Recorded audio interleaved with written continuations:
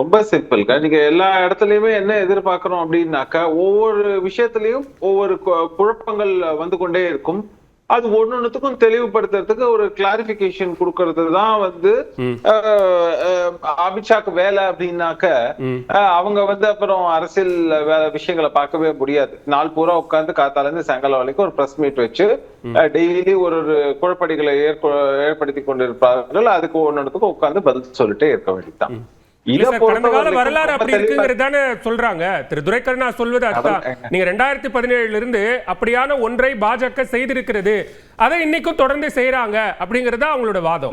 இல்ல ஒரு நிமிஷம். அதாவது கூட்டணியில் இருக்கக்கூடிய கட்சி ஒன்றாக வலுவாக இருக்கணும்ங்கிறது தான் ஒரு நல்ல கூட இருக்கக்கூடிய கட்சி விரும்புவாங்க.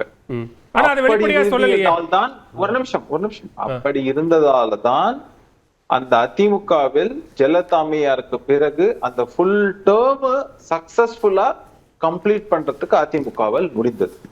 அன்னைக்கு ஓபிஎஸ் அதை சொன்னார், இபிஎஸ் அவர்கள் அதை வாயை திறந்து சொல்லவில்லை. ஆனா இன்னைக்கு இபிஎஸ் சொல்றார் அப்படிங்கறதையும் நீங்க ஞாபகம் வச்சுக்கணும். அதே நேரத்துல ஒரு கட்சி கூட்டணியில் இருக்கும்போது அவங்களோட போக்கஸ் என்னவா இருக்கும்?